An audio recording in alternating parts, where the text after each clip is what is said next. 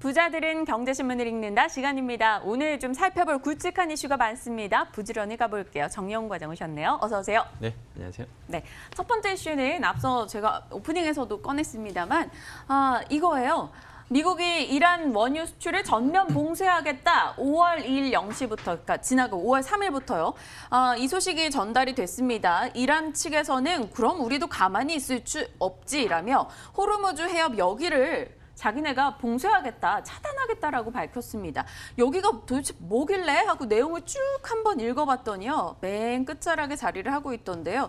아무튼 전 세계 원유 해상 수송량 가운데 3분의 1이 지나가는 핵심 요충지라고 합니다. 그래서 이걸 막아섰을 경우에 유가가 거의 3배 정도 올라갈 수 있다라는 이야기가 나온 거죠. 하지만 일각에서는 뭐 그렇게까지 진행되는 건 사실 가능성 없다라는 목소리도 나오고요. 일단 유가가 올라간다면요. 누가 덕을 볼지 또 어디가 좀 걱정스러운지 봐야겠죠. 키움증권에서 수혜보는 쪽 정유나 건설, 조선이 될 거고 피해보는 쪽 화학이나 항공, 해운이 될 거다. 아무래도 유가 상승에 따라 비용이 많이 들어가는 쪽이 피해를 볼 수밖에 없다는 거고요. NH투자에서는 유가 상승 오래 안 갈 거야. 왜? 사우디 등이 지금 계속해서 공급해주기로 우리랑 합의를 봤기 때문이지 이런 의견을 내놓고 있습니다. 어떻게 봐야 될까요? 이번 이슈 좀 각 섹터별로 희비를 한번 나눠주신다면요. 네, 우선 뭐 앞서도 뭐 잠깐 얘기가 나왔습니다만 지금 만약에 이 호르무즈 해협을 이란이 봉쇄를 한 번도 뭐 그런 적은 없었죠. 근데 만일에 봉쇄를 한다고 한다면 뭐 국제유가가 한 200불대까지도 상승할 가능성이 있다라는 그러한 뭐 전망도 나오고 있습니다. 네. 그렇게 되면 한마디로 말해서 제2의 또 오일 쇼크 사태가 또 일어날 수도 있다라는 그런 또 극단적인 그런 전망도 있는 상황인데요. 그렇지만 뭐 그렇게 여태까지 한 번도 이란이 뭐 얘기만 했지 말만 그동안에 했을 뿐이지 실상 이제 호르무즈 해협을 이제 봉쇄한 적은 없었거든요. 왜냐하면 네. 그렇게 되게 되면 이거는 그러한 국제 유가에 대한 그런 문제뿐만이 아니라 이 정치 경제적, 특히나 이제 군사적인 충돌 가능성도 있기 때문에 그렇게까지 극단적으로 갈 가능성은 제한적이지 않을까 그렇게 보여주고 있고요. 일단 지금 시점에서 현재 시점에 뭐 국제 유가가 뭐 엄청난 급등을 할 가능성은 제한적이지만 현재 시점에서 어느 정도 당분간은 상승세까지 이어질 가능성이 높지 않을까 그렇게 보여주고 있습니다. 지금 현재 WTI가 한 65불 정도 수준인데 한 70불대, 지난번 이제 고점 부근이 한 70불대 부근에서는 계속해서 좀 움직임이 좀 나타나지 않을까 그렇게 보여주고 있고요.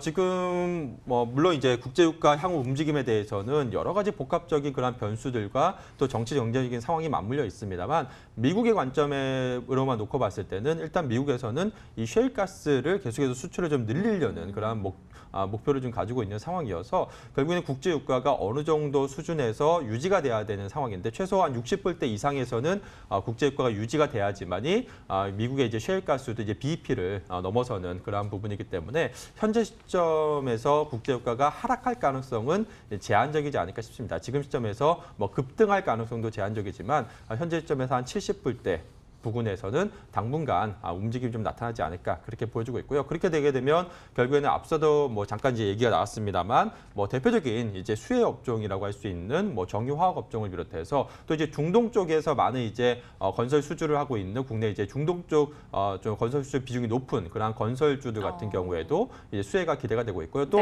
한편에서는 다른 시각에서 보게 되면 뭐 태양광이라든지 풍력이라든지 또 이제 신재생 에너지 관련주들 같은 경우에도 이러한 국제유가 상승에 따른 센티멘트가 개선될 가능성이 있기 때문에 뭐 이러한 섹터들 계속해서 좀 주목을 해봐야 되지 않을까 그렇게 보고 있습니다. 알겠습니다. 피해 업종으로는 뭐 항공이나 해운이 꼽히긴 하는데요. 그들에 대해서도 좀 영향은 어느 정도 있을 것 같아요. 유가 올라가면. 그렇죠. 그러니까 대표적인 피해 업종이 항공업종이라고 할 수가 있겠죠. 왜냐하면 항공업종 같은 경우, 항공주 같은 경우에는 이 국제유가가 이제 원재료 비중이 차지하는 비중이 높다 보니까 이 국제유가 상승 시에는 유가 상승에 따른 그러한 이익 감소에 대한 우려감이 좀 큰 상황인데요.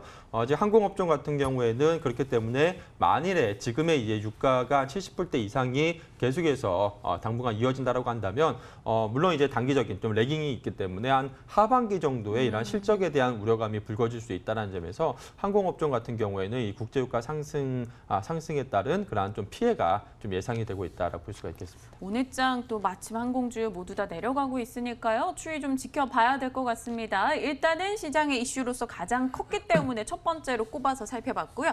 다음 이슈 보겠습니다. 제2 갤로트 사태 없다. 최면 대신 실리를 택한 삼성. 이 소식은 다들 아시죠? 어제부터 계속 얘기가 나왔던 건데요. 화면 결함 갤폴드 출시가 연기됐다라는 거예요. 출시 일정이 최소로 수주 그리고 길게는 1, 2개월 정도 미뤄질 수 있다라는 건데요. 삼성전자 영향 자체는 미미합니다. 갤폴드 판매 예상 대수 자체가 크지 않았었기 때문에 사실 큰 영향이 없을 수 있다라는데 이미지 타격은 좀 있는 거고요. 관련주 어떻게 봐야 될까요? 힌지 업체들 내려가더라고요. KH바텍 같은 거. 네, 그러니까 앞서 말씀해주신 것처럼 사실 이제 폴더블 폰이 시장의 이제 이슈는 상당히 좀 높은, 그러니까 주목을 받고 있는 상황이긴 합니다만. 삼성전자 입장에서 봤을 때 이게 폴더블 폰이 차지하는 비중이 그렇게 높지가 않습니다. 네. 앞서도 말씀해주신 것처럼 갤럭시 폴더블 폰, 갤럭시 폴드가 올해 이제 예상 판매 대수가 한 320만 대 정도 수준이거든요. 이것도 이제 전망이죠. 이 정도 판매되지 않겠느냐라는 그런 기대감이 있는 상황인데 삼성전자가 연간 휴대폰을 글로벌 시장에서 한 3억 대 정도 판매를 하고 있거든요. 그러면 갤럭시 폴드가 차지하는 비중이 한 1% 정도밖에 안 됩니다. 네, 그리고 이제 글로벌 시장 전체로 놓고 봤을 때는 이 폴더블 폰 시장 자체가 올해 이제 전반적으로 300만 대 팔린다라고 한다면 한 0.1% 정도 수준밖에 안 되거든요. 그렇기 때문에 사실 이제 단기적으로 이 폴더블 폰의 판매량에 따라서 실적에 미치는 영향은 제한적이다라고 볼 수가 있겠습니다. 중요한 거는 갤럭시 폴드 같은 경우에는 그러니까 단기적인 이슈가 아니라 좀 장기적인 시각으로 좀 바라봐야 될 부분이 아닌가 그렇게 보여지고 있고요. 지금 삼성이 이제 올해 갤럭시 폴더블 폰을 출시를 하게 되면 이제 본격적으로 판매량이 올라가는 시기는 아마 이제 차차기 모델, 한 차기나 아니면 차차기 모델 정도가 되지 않을까 싶습니다. 이 초기에 이제 첫 모델에서의 그런 단점 부분을 이제 보완한 이후에 한 차차기 정도에서 어느 정도 의미 있는 비중으로 좀 올라오지 않을까 그렇게 보여주고 있고요. 중요한 거는 갤럭시 폴드가 이제 인폴딩 방식으로 이제 세계 최초로 이제 출시했다라는 폴더블 폰이라는 점, 그리고 시장에서 과연 이제 얼마만큼 빠르게 점유율을 좀 확대해 나갈 수 있는지 부분을 좀 살펴봐야 되기 때문에 단기적인 그러한 이슈에 따른 그러한 좀 주가 변동성보다는 좀 장기적인 안목에서 좀 투자자분들께서 좀 접근을 해야 되지 않을까 그렇게 보여주고 있고요. 그래서 최근에 보게 되면 이 폴더블 관련주들이 최근에 상당히 좀 급등을 했다가, 그러니까 출시 기대감에 이어서 급등을 했다가 또 이번에 이 이슈가 터진 이후에 또 이제 급락을 하는 그러한 변동성이 좀 확대되는 모습을 보였거든요. 단기적으로는 이러한 움직임이 이러한 이슈에 따라서 계속해서 이어질 수밖에 없다라고 볼 수가 있겠고, 이 부분은 우리가 절대 예측할 수 없는 영역이기 때문에 이 폴더블 폰 관련주에 관심이 있으신 분들이라면 좀 장기적인 시각에서 보시는 게 좋을 것 같고요. 저는 개인적으로 오히려 이러한 이슈에 따라서 주가가 좀 하락할 시기에는 장기적 관점에서 오히려 좀 저가 매수에 나서봐도 좋지 않을까 싶습니다. 삼성전자뿐만 아니라 부품주들도 좀 긴 시각으로 접근한다면 지금 사도 괜찮다라는 거. 네. 알겠습니다. 정리하겠습니다. 다음은요, 조선주 얘기 보겠습니다. 오늘 그래도 좀 들여다보면 웃음 나는 쪽을 보면 조선주죠. 삼성중공업 1조 원 해양수주, 드디어 해양플랜트 수주가 2년 만에 돌아왔다라는 소식이 들렸습니다. 수주는 삼성중공업이 했는데 현대중공업이 더 강하게 올라가는 등 오늘 조선주 분위기가 상당히 좋습니다. 앞선 이 이란 원유 수출 봉쇄 소식과 맞물린 건데요. 유가가 밀고 수주가 끌고 있다. 삼성중공업 2년 만에 첫 수주, 일감의 신호탄이 될 수 있다는 거죠. 해양플랜트 수주가 이제 LNG선에 이어서 줄줄이 들어오게 된다면 얼마나 좋겠습니까? 어떻게 보십니까? 삼성중공업, 현대중공업, 대우조선해양 전반적으로 오늘 괜찮거든요.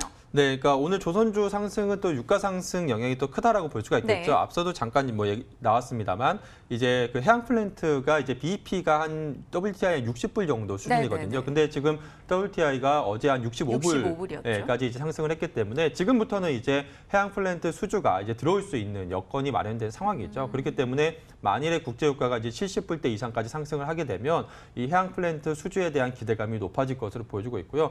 또한 이번에 이제 삼성중공업이 지금 1조 원대의 지금 플랜트 수주를 했다라는 점은 상당히 의미가 있습니다. 지난 2017년 이후에 한 2년여 만에 지금 1조 원대 이상 수주가 지금 처음 한 거거든요. 그렇기 때문에 이 부분은 삼성중공업뿐만이 아니라 국내 다른 이제 뭐 현대중공업이라든지 그리고 대우조선해양 이러한 타 이제 조선사들 같은 경우에도 상당히 지금 의미 있는 그러한 수주다라고 볼 수가 있겠습니다. 즉 앞으로 향후에 해양 수주가 좀 늘어날 가능성이 높다라는 그러한 좀 의미 있는 삼성중공업이 수주를 했다라고 볼 수가 있겠고요. 결국엔 중요한 점은 그렇지만 이제 결국에는 유가라는 변수가 남아 있는 상황이죠. 만일에 유가가 재차 하락을 한다라고 한다면 재차 뭐 해양 해양 플랜트 수주에 대한 기대감이 또 사라질 수 있는 상황이기 때문에 결국에는 이제 유가의 향배에 따라서 이러한 해양 플랜트 수주가 좀 향후에 좀 움직임이 좀 나타날 수 있는 부분이기 때문에 지금 국제유가 상승 시에 또 대표적인 수혜주로서 이 조선주들 계속해서 뭐 관심을 가져야 되지 않을까 싶습니다.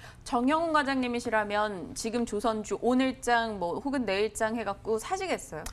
단기적인 부분에서는 일단 국제유가가 지금 빠르게 상승하고 있는 상황이고 앞서도 말씀드린 것처럼 뭐 장기적인 관점에서는 미국의 셰일 오일이라든지 이러한 부분을 봤을 때 향후 국제유가의 움직임을 좀 예단하기는 어렵습니다만 단기적으로는 이 이슈가 계속해서 국제유가를 상승을 이끌 수 있는 부분이기 때문에 그렇다고 한다면 조선주 같은 경우에도 단기적인 시각에서는 센티멘트가 계속해서 좀 좋을 수 있는 그런 여건이 마련된 상황이죠. 그래서 조선업종 같은 경우에는 장기적인 관점보다는 최근에 또 주가가 좀 많이 좀 상승하기도 했고요. 그래서 단기적인 시각에서 조선업종 같은 경우에는 트레이딩 컨셉으로 접근하시는 게 좋지 않을까 싶습니다.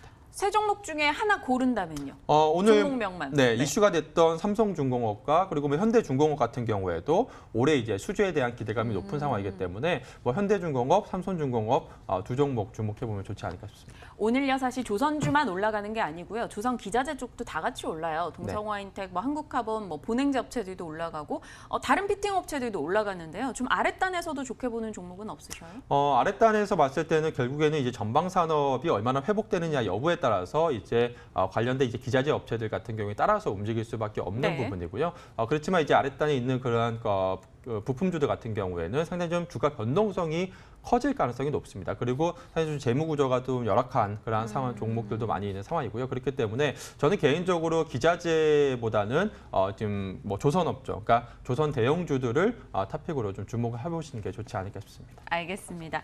오늘 유가 이야기, 갤폴드 이야기, 그리고 조선주 시장에서 들썩이기에 다양한 질문을 건네봤습니다. 정영훈 과장과 함께했고요. 부자들은 경제신문을 읽는다였습니다.